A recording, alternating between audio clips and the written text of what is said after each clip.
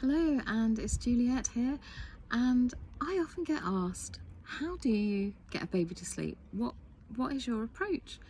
And the very short answer to that is it's not one thing. It's not that straightforward.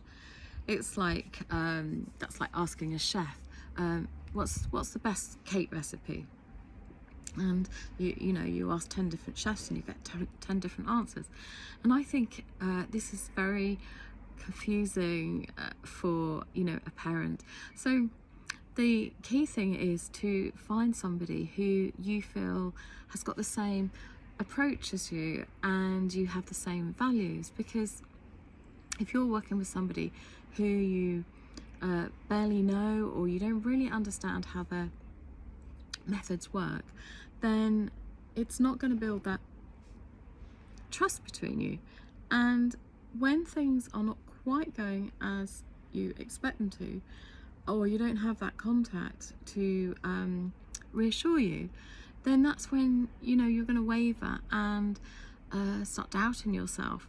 So if you, as I say, know that somebody has got your best interests at heart and really does have the experience behind them to help you get your child to sleep, then it's going to make all the difference.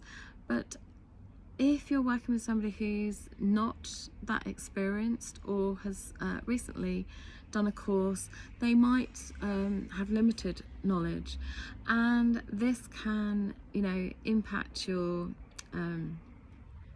the speed of results, or it can cause you to doubt the person that you're working with. And then when you feel like that, then and your child is crying, you just say, oh, I don't know what to do, I'm going to give up.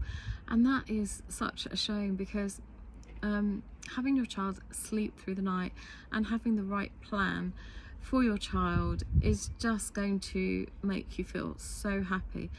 And there's one thing that people talk about a lot these days, which I had never heard of until recently, is about sleep regressions.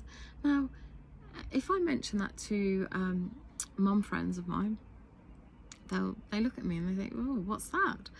And that's my response too. So if you're hearing about people talking about sleep regressions, run a mile, because I don't actually believe a baby has a sleep regression. Babies are only progressing. So they have growth spurts, definitely. They have times when they're teething, and there are other things that affect a child's sleep, but it doesn't mean to say they're regressing. It just means that something needs tweaking, and as soon as you can find out what that is, you can turn it around in days. And this is the truth. So don't believe that every time your child is not sleeping that there is something wrong with them and they've gone backwards, because this is a really disempowering thing.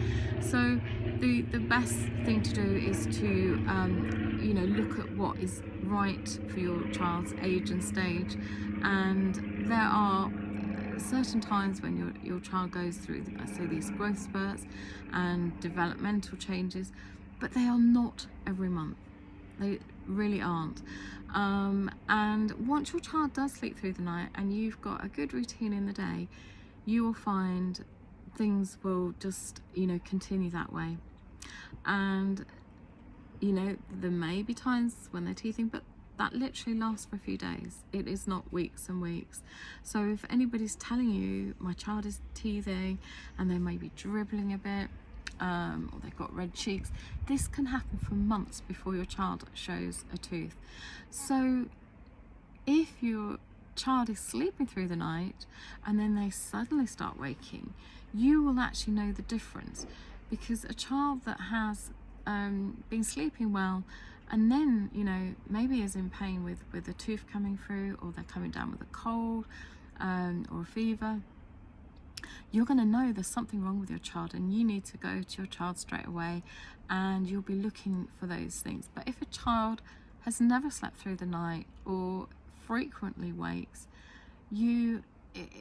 don't know what you're dealing with. It's very, very difficult. So you know, invariably this is where, you know, bad habits set in. So that's why I love to help my clients earlier on, so that they don't slip into these bad habits. And when you are aware of them, it makes it 10 times easier. And it just means that you can, you know, get on with your life and really enjoy your baby and that playtime. And also it helps with your baby's growth and development. So if they're sleeping well, it means that their body is able to do the repair work when they're sleeping, and you know, the new cells are growing. But if they're constantly waking, it can slow down this process, and also it can make them more susceptible to illness. So if you're not aware of those things, then do, you know, bear that in mind. And you know, if sleep training, or you want some support with your child, or your family life, you know, setting up routines, then that's what I'm here for. And I help parents, you know, live their dream family life. So whatever that looks like for you, it's about creating systems and routines that give you back your time and help you have more fun and enjoyment with your child, and you know, really enjoy those first few years. And it's, you know, it's simply priceless, because you can never get back that time.